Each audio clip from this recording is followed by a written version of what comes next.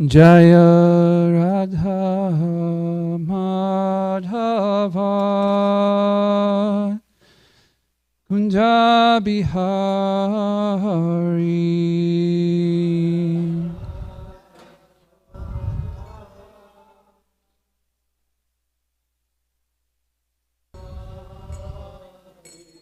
Jaya Radha Madhava Kunja Bihari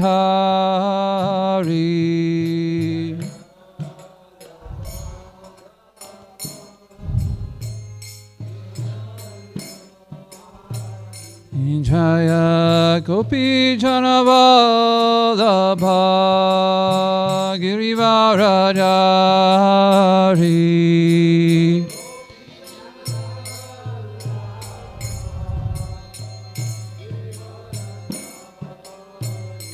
Jaya Gopi Janavallabha Girivaradari Girivaradari Yashoda Nandana Braja Ranjana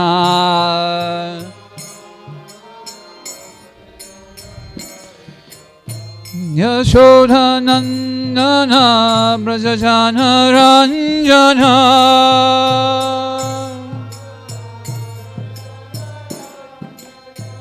Yamuna Tiravanachari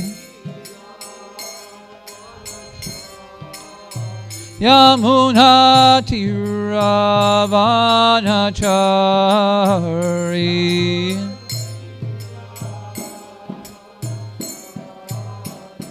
Jaya Radha Madhava Kunja Bihari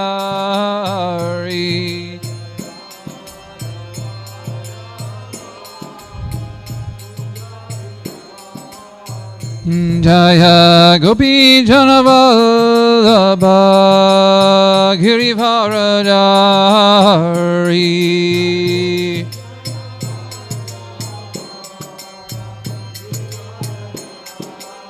Yashoda Nandana Braja Ranjana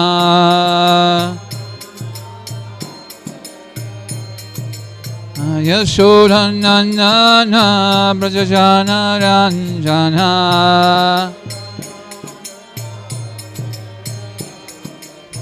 Yamuna Tiravanachari Jaya Radha Madhava Kunja Bihari Kunja Bihari Hare Krishna Krishna Krishna Hare Hare Hare Rama Rama Rama Hare Hare Hare Krishna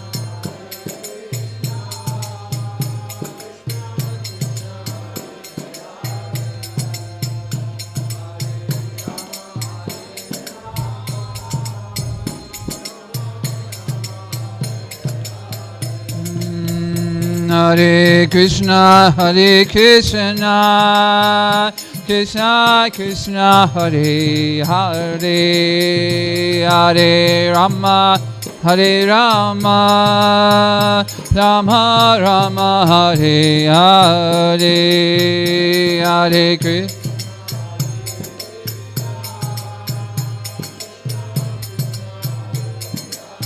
Hare Hare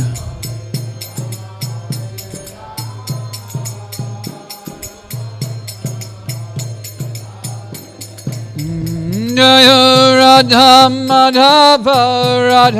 Madhava Shri Radhe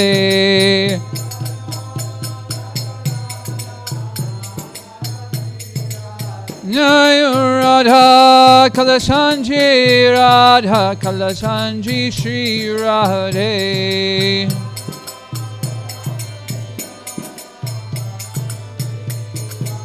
Prabhupada, Prabhupada, Prabhupada, Jaya Jaya Prabhupada, Prabhupada, Prabhupada.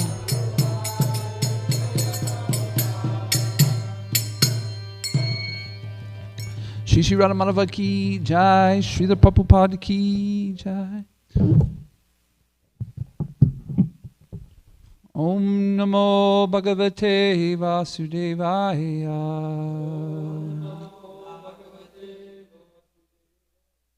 Om Namo Bhagavate Vasudevaya.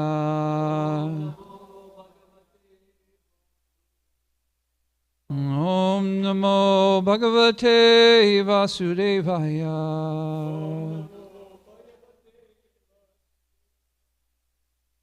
If we can do the invocation prayers together, please. Narayanam namaskritya naram chaiva narottamam devyam sarasvatim vasam tato jayamudirayat. Before reciting the Srimad Bhagavatam, which is the very means of conquest, one should offer the respectful obeisances to the personality of Godhead Narayan, unto Narayan Rishi, the supermost human being, unto Mother Saraswati, the goddess of learning, and to Sri Vyasadeva, the author. Nashta Preya Shavabreshu Nityam Bhagavata Sevaya Bhagavati Uttamasloke Bhaktir Bhavati Naishtaki. By regular attendance on the classes on the Bhagavatam and by rendering service to the pure devotee, all that is troublesome in the heart is almost completely destroyed, and the loving service unto the personality of Godhead, whose praise with transcendental sounds is established as an irrevocable fact. Om Gyantamarandasya Gananjana Shalakaya Chakshuran Malitam Yena Tasmai Shri Guruve Nama. I was born in the darkness of ignorance, and my spiritual master has opened my eyes. In order to learn knowledge, I offer my respectful obeisances unto him. Hare Krishna. So we're going to read from Canto 6, Chapter 8, text 20 through 34. And today, we're going to talk about protection. Protection from this material world is a very tough place. And we can use all the protection that we can get. And so we're going to talk about this protection in the sense of the being inspired by the Narayan Kavacha, like a coat of armors, right? Okay, so let's start with text 20. We'll read all the translations up to 34, and then we'll go back to 32, 33 for purport and translation. May Lord Keshava protect me with his club in the first portion of the day, and may Govinda, who is always engaged in playing his flute, protect me in the second portion of the day. May Lord Narayana, who is equipped with all potencies, protect me in the third part of the day. And may Lord Vishnu, who carries a disc to kill his enemies, protect me in the fourth part of the day. May Lord Madhusudana, who carries a bow, very fearful for the demons, protect me during the fifth part of the day. In the evening may Lord Madhava, appearing as Brahma, Vishnu and Maheshwara, protect me in the beginning of night. May Lord Rishikesh protect me at the dead of night in the second and third parts of the night. May Lord Padmanabha protect me. Alone protect me.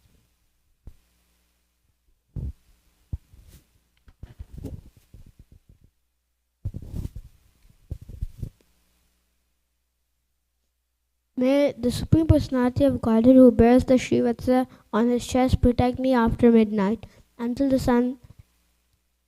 sky becomes pinkish. May Lord Janardana, who carries his sword in his hand, protect me at the end of the night, during the last 4 Gatikas of night. May Lord Damodar protect me in the early morning, and may Lord Vishweshwara protect me during the junctions of day and night.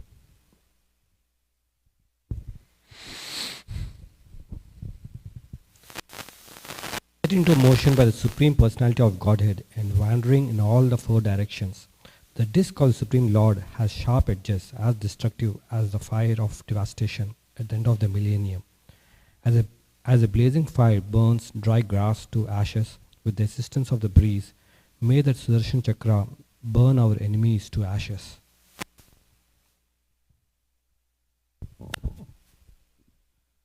Text 24. O club in the hand of the Supreme Personality of Godhead, you produce sparks of fire as powerful as thunderbolts, and you are extremely dear to the Lord. I am also his servant, therefore kindly help me pound to pieces the evil living beings known as Kushmandas, Vainayakas, Yakshas, Rakshasas, Bhutas, and Grahas. Please pulverize them. I don't know what all of those are, but they sound very mean, don't they? Bhutas. If you ran into a Bhuta, what would you think it would be? Somebody smiling or somebody mean? A ghost. Oh no. 25, please. O best of conch shells, O Panchajanya, in the hands of the Lord, you are always filled with the breath of Lord Krishna. Therefore you create a fearful sound vibration that causes trembling in the hearts of enemies like the Rakshasas, Pramatagos, Pretas, Matas. Is that how you say it? Mothers. I mean, no, just kidding. Pisachas and Brahmanagos with fearful eyes. Be careful of those moms. Just kidding. I'm just kidding. It's obviously something different than I'm just playing. O King of sharp-edged swords, you are engaged by the Supreme Personality of Godhead. Please cut the soldiers of my enemies to pieces.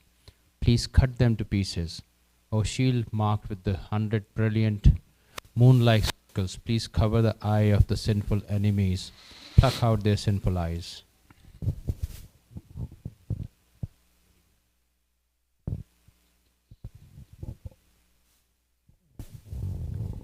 May the glorification of the transcendental name, form, qualities, and paraphernalia of the Supreme Personality of Godhead protect us from the influence of bad planets, meteors, envious human beings, serpents, scorpions, and animals like tigers and wolves. May it protect us from ghosts and the material elements like earth, water, fire, and air, and may it also protect us from lightning and our past sins. We are always afraid of these hindrances to our auspicious life. Therefore, may they all be completely destroyed by the chanting of the Hare Krishna Maha Mantra. Yes. Lord Garuda, the carrier of Lord Vishnu, is the most worshipable Lord, for he is as powerful as the Supreme Lord himself. He is the personified Vedas and is worshipped by selected verses. May he protect us from all dangerous conditions, and may Lord Vishwaksena, the personality of Godhead, also protect us from all dangers by his holy names.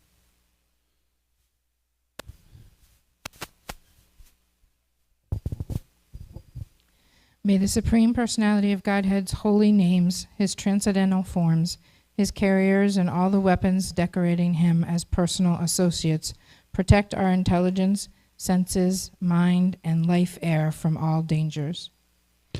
I'll just read this one while we get the mic to the next person. The subtle and gross cosmic manifestation is material, but nevertheless, it is non-different from the Supreme Personality of Godhead because he is ultimately the cause of all causes. Cause and effects are factually one because the cause is present in the effect. Therefore, the absolute truth, the Supreme Personality of Godhead, can destroy all our dangers by any sort of his potent parts. The Supreme Personality of Godhead, the living entities, the material energy, the spiritual energy, and the entire creation are all individual substances.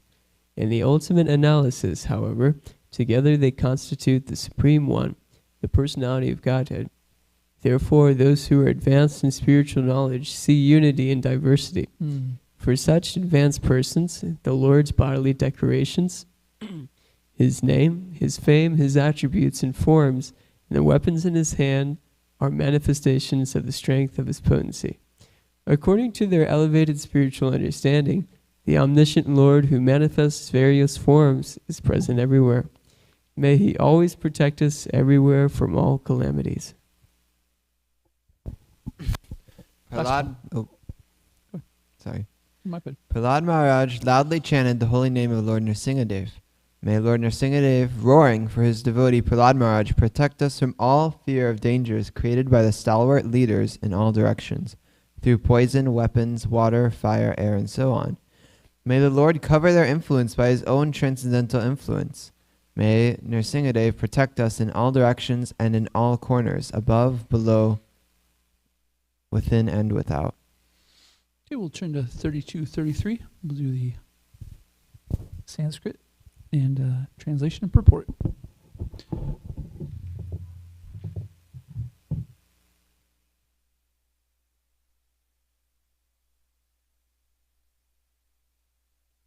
Yatikatmayanubhavanam Yatikatmayanubhavanam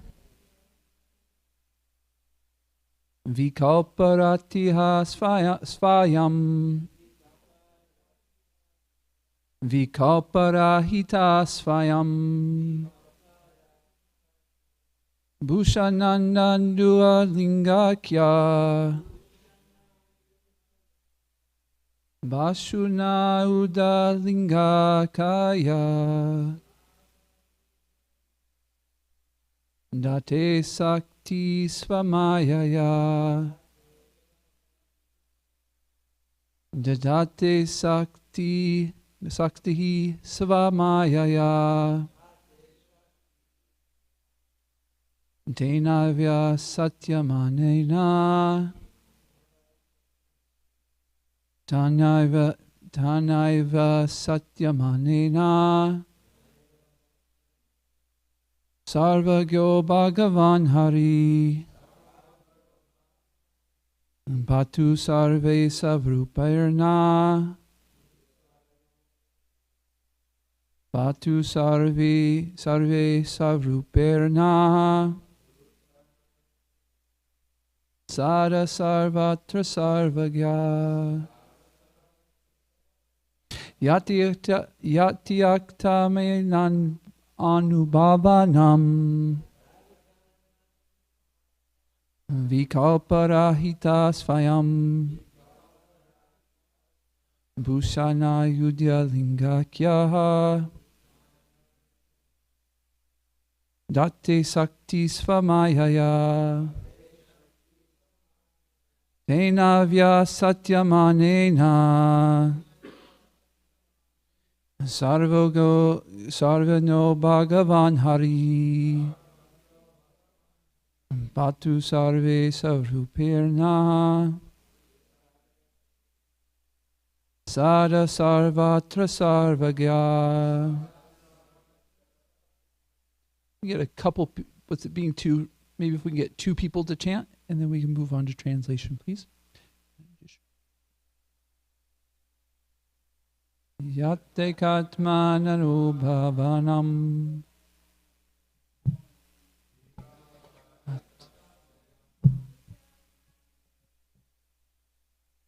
Ushanadu lingakya Datte shakti svamayaya Taneva satyamanena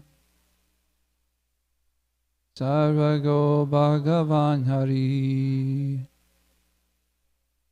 Bhatu sarve savrupairna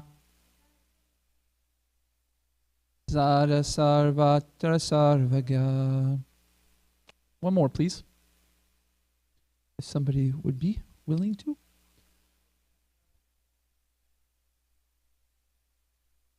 Yattakatmayanubhavanam Vikalparahitasvayam Vashunadulingakya Datti Sakti Svamayaya Dhanava Satyamanena Sarvagyo Bhagavan Hari Bhatu Sarve Swaruperna Sada Sarvatra Sarvagya. So today, because it's so long, we'll skip the word for word and go right into translation and purport, if everybody's okay with that. Okay, translation. The Supreme Personality of Godhead, the living entities, the material energy, the spiritual energy, and the entire creation are all individual substances. In the ultimate analysis, however, together they constitute the Supreme One, the Supreme Personality of Godhead. Therefore, those who are advanced in spiritual knowledge see unity in diversity. For such advanced persons, the Lord's bodily decorations, His name, His fame, His attributes, and His forms, and His weapons in His hand are manifestations of the strength of His potency. According to their elevated spiritual understanding, the omniscient Lord, who manifests various forms, is present everywhere. He may always protect us everywhere from all calamities. Jai. Purport. By His divine grace, A.C. Bhaktivedanta Swami Srila Prabhupada Ki Jai. A person highly elevated in spiritual knowledge knows that nothing exists but the Supreme Personality of Godhead. This is also confirmed in the Bhagavad Gita 9.4, where Lord Krishna says, Maya tatam idam sarvam, indicating that everything we see is an expansion of His energy. This is confirmed in the Vishnu Purana 122.52. Ekadasha sitataskanir janosta yosna vistari nayata parasya brahmana saktis tatedam makilam jagat. As fire, although existing in one place, can expand its light and heat everywhere, so the omnipotent Lord, the Supreme Personality of Godhead, although situated in His spiritual abode, expanded Himself everywhere in both the material and spiritual worlds by His various energies. Since both cause and effect are the Supreme Lord, there is no difference between cause and effect. Consequently, the ornaments and weapons of the Lord, being expansions of His spiritual energy, are non-different from Him. There is no difference between the Lord and His various presented energies. This is also confirmed in the Padma Purana. Nama Chintamane Krishnas Chaitanya Rasa Vigraha Purna Sudyo Nitam Mukto Binavatvan Nama Namano. The holy name of the Lord is fully identical with the Lord, not partially. The word Purna means complete.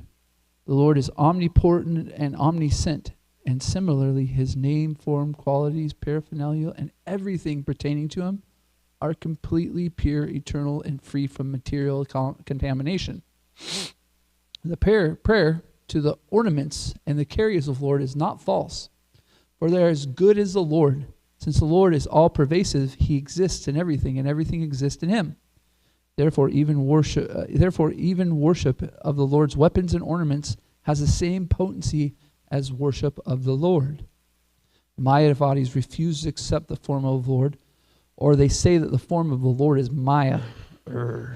All are false, but one should note very carefully that this is not acceptable.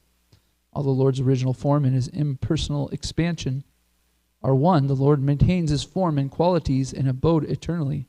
Therefore, the prayer says, Putu sarvi savarupa hirna sada sarvatra samaga. May the Lord, who is all-pervasive in His various forms, protect us everywhere. The Lord is always present everywhere in His name, form, qualities, attributes, and paraphernalia, and they are all equal power to protect the devotees. Srila Madhvacharya explains as follows. Eka eva paro vishnur bhushate dvajes ajaha tat chakti pradadvena svayam eva vivavstadyaha satyanena mam deva patu sarveshvaro hari. Hare Krishna. Really excited about this part of the Srimad Bhagavatam. I've put in my daily sadhana the activity to sing this Nrsinga Kavacha, or to listen, Narayan, excuse me. I also do the Nrsinga Kavacha, but it's part of my sadhana. So when I'm on top of it, doing my regular morning program, I listen to this. And so it was really nice to get more deeply understanding of it. And I appreciate the point that that Srimad Bhagavatam is making, that this is the armor. This is armor that we're putting on. Because we have a situation in our life right now where we're in the material world. And in the material world, there's so many things that are working against us in our Krishna consciousness.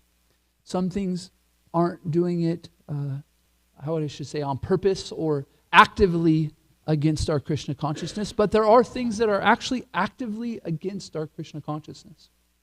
And so we can put on armor, chanting this mantra. I kind of look at it like a virus protection. We each day understand that this body we have is like a machine, right? It's not us. And so we can, the things that are acting against us so that we can throw ourselves off or throw us and our machine off from the path of Krishna consciousness are like viruses, right? And so we can have virus protection in the sense of chanting this Narayan Kavacha. I was recently watching a podcast about, because we're speaking about protection, so I was watching this podcast and this person was talking about mind hacking. And they were explaining a recent study done.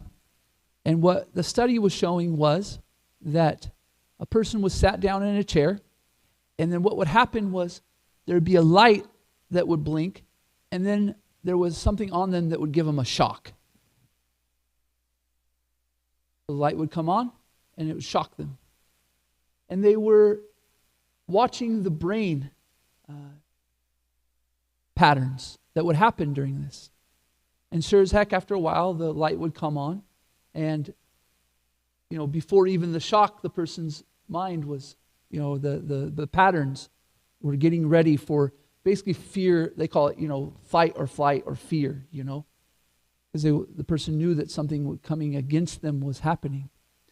So they thought, wow, this is interesting. And they put, what they did next was they put, the light was still with the person, but they strapped the electric pulse on somebody else that they didn't know, some random person. And so the light would go on, and it would shock the other person, and they were looking at the brain waves. And when they did this, there was nothing. There was nothing in the brain waves. Well, interesting. So then what they did is they put the electrical shock thing on somebody they knew. So the light would go on for them, and then it would shock somebody that they knew. The light would go on, and it would shock the person, and the same brainwave patterns would come up that were as if they were getting shocked. And so when I was hearing this, I was like, well, gosh, Srila Prabhupada told us this 50, 60 years ago. Because they were interested that it was really interesting to them to see that when something against the body would produce effect, that even if it wasn't the person, but it was somebody that they cared for, the same thing. Matter of fact, the mind would take it as pain themselves. And Srila Prabhupada explained this 50, 60 years ago in his book, explaining that we have bodily identification of ourself and our isms, or the things that we attach to our bodily concept. For instance, the people that we're around, our family. Bhagavad Gita explains that these are the fallible soldiers, right? And also things like political parties or religious affiliations or organization affiliations. Even you can see this as people do this with their cars, right? Or their dogs, right? If you're in a traffic and you bump somebody's car and you see how mad they get. Because this is showing that their map of life, of who they are, you call this a map. A map of the things that they identify connected to themselves. And so part of the map can be their car, their dog, their parents, their family, these things. And these are things that are related to them, and they take actual personal. And so I was thinking about how that it's explained that we all have a map. This is our identity. This is who we think of in the terms of our goals, our actions. How do we interact with the world? And we all have a map. We all have the things that we're connected to. The thing that our map is when we're in the conditioned state is based on a bodily platform. However, as devotees, do we have a map? Right? Our map, though, we're trying to take on in the form of is a spiritual map. We're trying to connect our identifications on a spiritual nature. The thing, though, is this is very difficult because we've had not only this life to make a map, consisting of our parents' teachings, our education that we hear, but we have lifetimes and lifetimes that we've developed a map. And a matter of fact, our map, our experience in this world are just to, what's the word I'm looking for? They are imbibing the map of all of our past lives.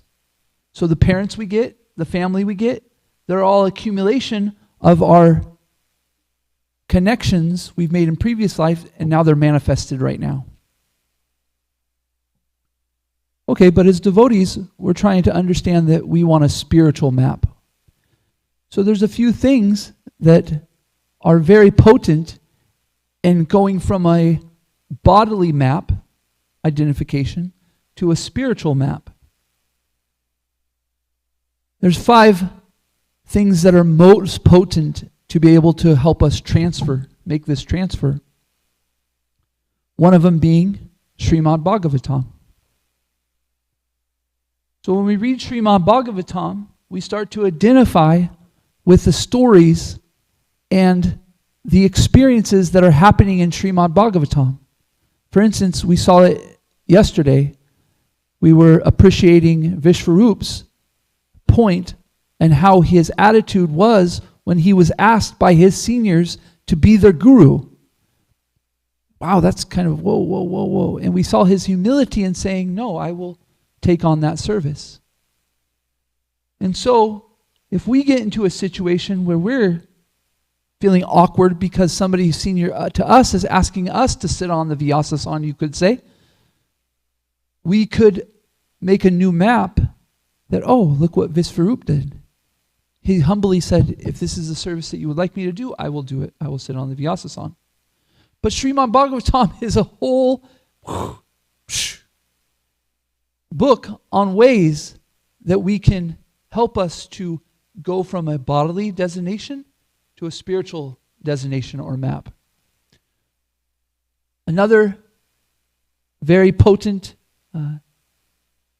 process to developing a spiritual map is the Holy Dham. So when we go to the Holy Dham, you can talk to others and you can experience yourself that there's a taste, there's a something happening there that's very special. In our Vaishnav, Gaudiya Vaishnav Sampradaya, our pinnacle of the Holy Dham is Radha Kund. And we can go to Radha Kund and we can perform some devotional service, and Srila Rupa Goswami actually says that this is the highest, right? He says this is the highest form of devotion that a devotee can come to. And so in the Holy Dham, when you live there or when you're present there, you're asked to associate with the devotees. And we can see that this process is very purifying. People ask me sometimes, they say, I moved to Dallas about 4 or 5 years ago. How do you like Dallas? And I tell them, well, Dallas I actually don't like so much. I'm from the Northwest. I'm from Portland, Oregon. I was born and raised there for most of my life. And if you've been to the Northwest, it's the most beautiful country in America. I mean, relatively. It's green, it's got mountains, it's got waterfalls, it's got an ocean, it's got It's beautiful. It's absolutely beautiful. Oh, what do you think about Dallas? Well, it's not my cup of tea. But always in the back of my mind is saying, but I would never give up my community for anything. Because I live in a place in Dallas that it's a holy dom. And it's amazing. It's absolutely amazing.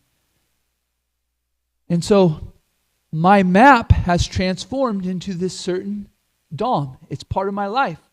Some people I can share this with. I feel like open enough to like, I live in Dallas, but I have a community. Quite often I actually tell them, I don't really like Dallas, but I have a community within Dallas. And actually a nice opportunity to preach, to talk, because people go, oh, you have, a community? What? So the Holy Dom is a very potent way to help us associate with a map that is spiritual. Anybody seeing the pattern here? Anybody have the next potent process of developing a spiritual map? I'm going to go overtime. I'm just going to tell you right now. It's Thanksgiving, though. Maybe we have the day off. Anybody else can think of one other one? How about the name, the holy name? The holy name is like I heard from a senior devotee, I can't remember who it was, but they said it's like a download. When we're chanting Hare Krishna, we're downloading Krishna into our life.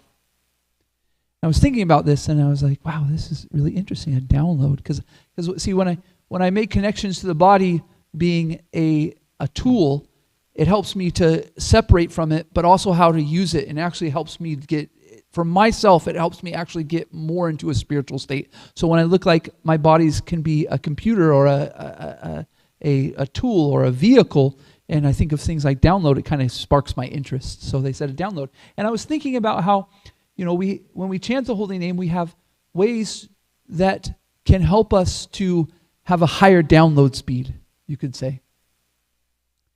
When we're really focused on the mantra and we're not creating offenses and it's the only thing that we're interested, we're allowing for a quicker download speed. We're not having interference. We're not having any blockage in our you have an internet that's 1 terabyte, but things can make it download to 10 megabytes because of interference, right? And so as devotees, we want to download the Maha Mantra as clear as possible. And so when we chant in a way that we're attentive to the Maha Mantra, the name, it's allowing for a download that is really quickly giving us a map, helping us to identify in a spiritual platform. Anybody have a next process in our line of Bhagavatam, books, Bhagavatam, yes. How about the deity, right? Oh my gosh. At first, when you're maybe not familiar with Krishna consciousness, at least coming from the West and not having an aspect of a deity, it's a little bit kind of like what? But very soon you see that when you come and perform devotional service to the deity, we're not just seeing it as a statue, right? You can even see in the material world that statues can bring a feeling behind them, right?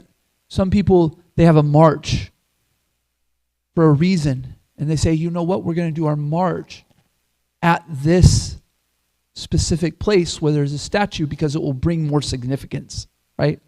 Just to say Martin Luther King. Let's go to the Martin Luther King memorial, and so we can see even in the material world that there's things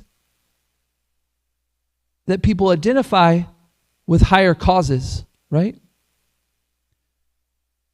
Whoa, Nanda Braja, are you saying that Krishna is like a statue and he's just, no. I'm just giving a little platform for some understanding of that in a material sense, even the deity or the statue can mean more. In Krishna consciousness, though, the deity is the representative of Krishna. It is Krishna. It is Krishna. So when you worship the deity, you quickly, over time, you start to have experiences where you see Krishna as reciprocating with you. And this can be a very strong impression in the lives of the devotee. They no longer see Krishna as stone or marble or wood. They see the deity as Krishna. This is my worshipable Lord. This is the love of my life. And our map starts getting formed in the way of, I wonder what Krishna would think. And when you think of Krishna, you think of Kalashanji. If you're at least, been around here in the Dham for some time, Kalashanji is so amazing that it becomes very easy for him to become part of our map.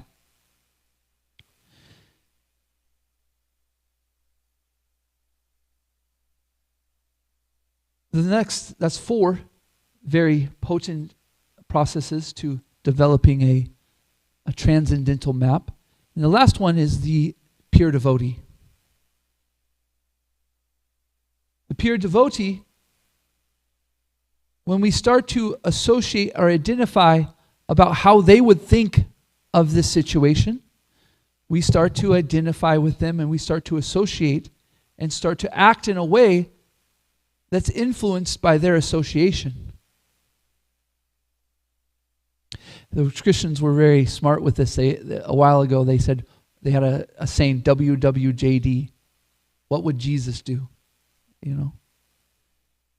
In our path, we're not necessarily trying to do what the Acharya would do, but we're trying to have our action influenced by what they would want us to do. What would Srila Prabhupada want me to do in this situation? Okay, so I've been giving kind of a material example of this mapping and then a spiritual, right? So in a sense, like we can look at this as our fathers, our mothers, our association with this person in our life, this strong influence can help us. Well, it's active in our life. For instance, I'll explain. My dad, one of his mottos in life was that when things are going good, don't worry, Nathan. Don't worry, Nathan. Anytime, at that moment, the world's gonna dump on you. So if things are going good, just around the corner, something bad's happening. This was my dad's outlook on life, You know what? He's right. It says it in the Bhagavad Gita that winter, summer, And actually when I started hearing from Srila Prabhupada, my map, my identification with this saying my dad did changed. Oh, wait. He is right. But Srila Prabhupada influenced my new identification with that understanding. Happiness and distress are like summer and winter. They're coming and going. So yes, in happiness, there's going to be the darkness coming. My mother's saying in life was, don't worry, be happy. At least the one that I really connect with. And so it's interesting because I had these 2 different perspectives. Don't worry, be happy. And that the world is going to dump on you at some time. So I would think, yes, the world's going to dump onto me. So don't worry, be happy. It's going to happen, Which is actually kind of interesting because it works really well with Krishna consciousness too, because it's more of don't worry, be happy, be confident in Krishna, that he is surely there. The world is a tough place and, things are going to be tough. So the reason why I'm bringing this up is because these are protections that we have in our life that are given by our acharyas on how to protect us from this world that is trying to influence in us in a way to keep us away from Krishna, Maya, right? And so this daily sadhana that we do is protection. It's not only protection, but it's actually changing our map, our identification. which is really amazing. That we're identifying and have a map of life on a bodily form, and how quickly actually, when we follow this process, that the way we start to think, the way we start to identify starts to change. And the thing is that when we're in Krishna consciousness and still conditioned, that we're dealing with almost two maps. And sometimes our bodily identification map comes, and then sometimes our Krishna consciousness map comes, and sometimes they mix in between, you know. However, the thing is if we're doing our sadhana nicely and we're performing these most potent 5 devotional services, Srimad Bhagavatam, the holy name, the Dham, the deity, and the devotee, then we are giving ourselves an armor of protection that allow for us to go to war in this material world and come out victorious. Krishna says in the Bhagavad Gita that even a little advancement on the stage will protect the devotee from the greatest type of fear. And so we can actually associate that these things that we're doing are helping us to gradually develop a spiritual map, a spiritual identification, and therefore that's the advancement of giving up this material map identification and moving closer to a Krishna conscious identification. And if we simply do this process, then automatically we make progress. It automatically impresses on us to make adjustments. So my last, before I ask questions, like I said, I'm going to be late on this one. I'm sorry. We'll go about 10, 15 minutes late. One thing that I wanted to really impress is that in this purport, Srila Prabhupada, and in the translations talk about cause and effect, and that Krishna is non-different from the cause effect. And so one thing that we can do as devotees to map hack or to mind hack, if we're looking at still playing with this analogy that we have this vehicle that's like a computer, is that it's explained in the Bhagavad Gita that the mind is either the greatest of friends or the worst of enemies, right? And for the devotee, something that I found that has really, really helped me in map hacking my mind is that accepting that everything is Krishna's arrangement. See, the mind likes to say that no, this is the cause and effect, this is a karma, and that this is separate from Krishna, or this is my doing, or this or that. But at least from what I'm hearing in this translation, in these last translations, is that everything comes from Krishna. We even say this, right? Srila Prabhupada says this, that not a blade of grass moves without the sanctioning of Krishna. So as devotees, we can be very confident, very determined in the fact that we have surrendered to Krishna, and not one thing happens in our life that is not sanctioned by Krishna. And if it's sanctioned by Krishna, then it is absolute. And in that absoluteness, we will make advancement. Sometimes, I'll be honest with you, it doesn't feel very good because sometimes Krishna kicks us, right? Lord Chaitanya says this, whether you kick me or embrace me, is the same Krishna. I'm still yours, right? So sometimes, Krishna, we need a swift kick in the bottom, and sometimes we need a nice hug. But our job as devotees is to see it as Krishna's arrangement. And we stay there. We say that we are past karma. Not that we are past karma, that's not even really relevant. The point is that Krishna is in our life and he is acting, and therefore everything in our life is perfect. And so when it comes to us, then we're just thinking about how that we can best use it in Krishna's service. I'll stop there. I apologize so much for going overtime. It's 8:30. Let's open for questions for 10, maybe 15 minutes, depending on the faces in the audience. Krishna Dumno Prabhu. Hare Krishna. Hare Krishna, thank you for the nice class. Just on your last point you made about how look at everything as Krishna and we don't see that we are the doers of anything. How do we understand when we are kind of dropping the ball? Or like, let's say I spaced out on Facebook for like 45 minutes, you know? How do I see that as Krishna's arrangement? Or, I mean, or, you know, because you're saying like we're not the doer or things like that. So whenever we go into Maya or whenever we space out, how do we understand that? Is it the modes of nature? Is it, you know, being humbled? Is it? So sometimes we do get overcome by the modes of material natures, but as devotees, we understand that Krishna is behind even material nature. So our job, something that's very powerful in our Krishna consciousness, is not dwelling on the mistakes that we made, but how to move forward on it. And if we see this as Krishna is so kind that I was at some point weak in the sense of, or not even weak, but I made this mistake, and if we are determined to see it as Krishna's kindness,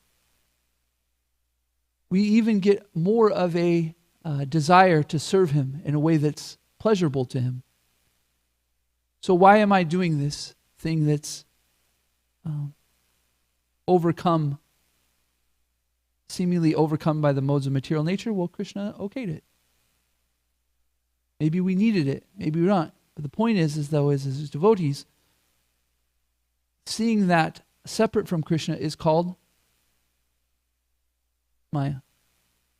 It's very simple, right?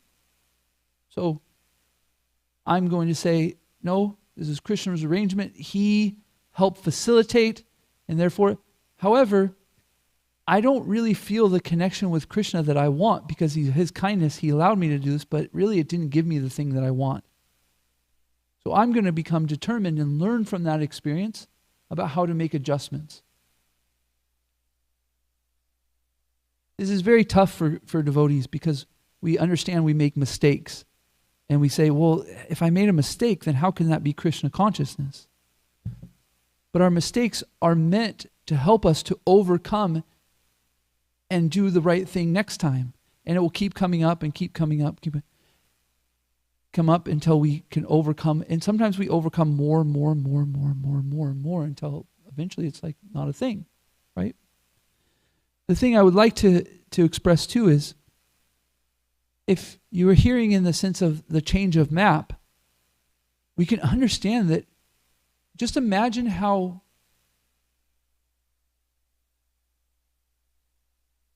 intricate that change is. Have you ever had an experience where you made a change in life and your identity that you had, that you were working on, is gone? For instance, a change in job. Or you want to know a big one? If you have a loss of a family member. Oh my gosh, that will rock your map. All of a sudden, your identification as a son, your father leaves his body, it's gone. A lot of it. It's tough. People go through a lot of grievance and tough times overcoming these changes in our map. So can you imagine if Krishna pulled our map away from us all at once? We would go into convulsions. You know what I mean? We couldn't handle it. So Krishna does help us by giving us is what we need in the time. And sometimes that's not exactly where we want to go, where we would like to get to. And so, to put that in a couple sentences, in our moments of weakness, or we identify with our old map and we still look at it like Krishna's arrangement, that he was kind, and we could look at, by the way, I want to say that we could look at it like this, because there's lots of examples that the Bhagavatam gives us on how to see things, right? Because even some devotees say in the Srimad Bhagavatam, it's right, oh, I understand that this is my past karma, and therefore I'm getting some part of my karma, but as I know that Krishna is so kind that he's only given us a little bit of it, right? So there are different perspectives. However, I'm sitting on the Vyasasana right now, and so I'm kind of giving you a perspective that I found that is conducive to my Krishna consciousness, which I found in the Srimad Bhagavatam, and examples by acharyas. Okay, I made a mistake. Let's not dwell on the mistake. Let's go to where we want to go. So that's the fastest and quickest way to do that is to associate with Krishna, right? Oh, Krishna, you're so kind. You gave me this opportunity. You know what? I don't really like it, though. It kind of isn't the expression I want to do in my love for you. So could you help me in the next time? Please overcome this. And he'll reciprocate. He'll help us to, especially when we chant Hare Krishna, he'll help us to overcome gradually. What do you think? Any other thoughts on that?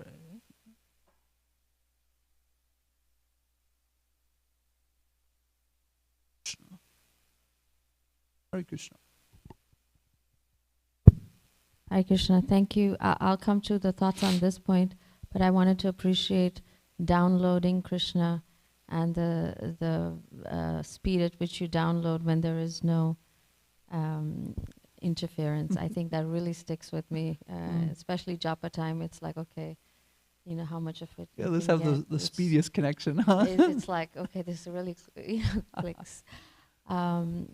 The other point the question he raised is also, I also, no excuses, but I do indulge in, spacing out on the internet. And sometimes it comes to a point where I'm like, really, do I want to be doing this? And but sometimes it comes to your, like it's some tendency, and then you're like, okay, how do I deal with it? Because I'm working and I have this access. What helps me is like, okay, not letting go of the practices and then just trying to do more of the positive.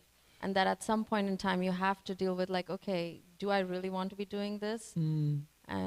So, if we recognize that this is our tendency, this is our weakness, and we can't just like, totally remove these devices from our lives, then just, do the positive reinforcement. That's what I'm doing. I'm suffering from the same problem, but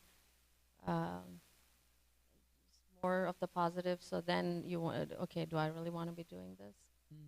That helps me. It's hard to give up something lower. You can't give up something. You can't let it go until you have something higher to grab onto, right? But we can also be frank with ourselves. Like, yeah, I'm over here. So like, one thing we can do too is go, okay, that is something that I enjoy to do, and so therefore I limit the time, or I become conscious of the time that and then we can get a little taste of it, whatever that taste is we're getting, and then, be done with it, move on to the other things, and eventually the taste just goes away. Thank you. Very nice. Any other comments, questions, thoughts? My mom?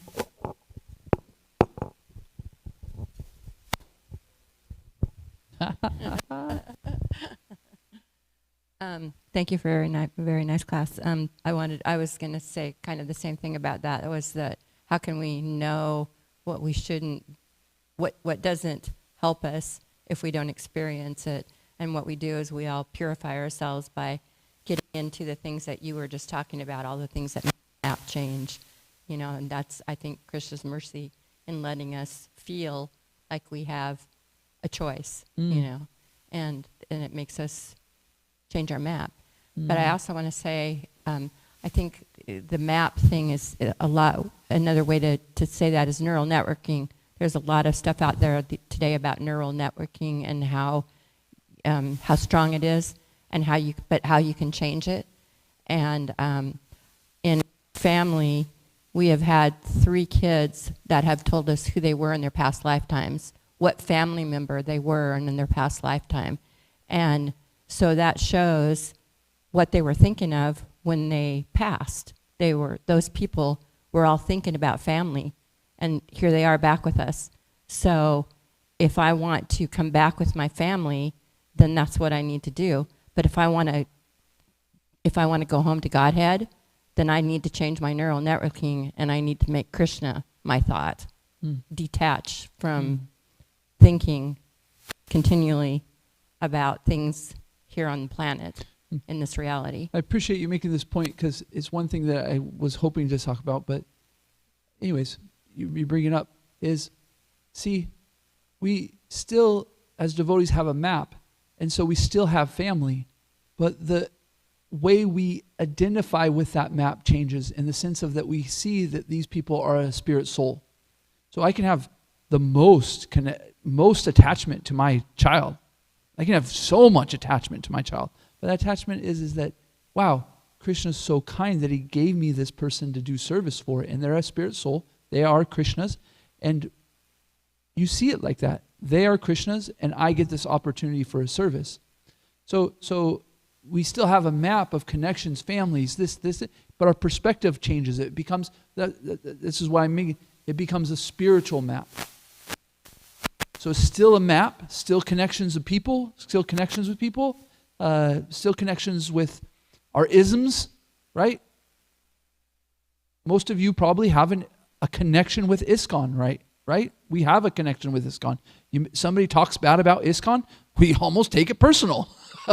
Like, it's part of our map, right? But that's a spiritual organization that Srila Prabhupada set up for us to help us in our Krishna consciousness, to develop, to go to the highest platform. So I hope that doesn't seem like I'm saying what against you. I just really thought that was important is that understanding that we can have attachment to our family, but it becomes a spiritual attachment, a spiritual map of our family. And therefore, when it happens, I'll see them in the spiritual world. That's just what I was going to say, is I love them all dearly, but I don't want to join them again here in the material world. I'd rather see them again in the spiritual world. If you hear from our founder Acharya, Srila Prabhupada, so much is that he says the best thing that you can do for them is what? Go back home, back to Godhead, become spiritual. So if we take the association of Srila Prabhupada and start to see that, matter of fact, the best father that I can be, the best friend that I can be, the best brother I can be, the best whatever, is to be a devotee, then he changes. Okay, Mishra Bhagavan, maybe the last question. I'm sorry, I apologize for us going a little bit over time. A lot over time. This is what happens when I don't do class for a while. I read the phrase unity and diversity in the purport today. Can you find that, unity and diversity? I think Prabhupada said that someone's in Krishna consciousness realizes unity. Oh, there it is. Therefore, those who are advanced in spiritual knowledge see unity and diversity. So I've heard this phrase quite a bit. This is the first time I've actually seen it written. Yeah. Which is interesting. Because during the GBC meetings in Mayapur, they kick around this phrase, unity and diversity. Yeah. It's kind of, it's like it's something for everybody. Right. You got your unity, but you still get to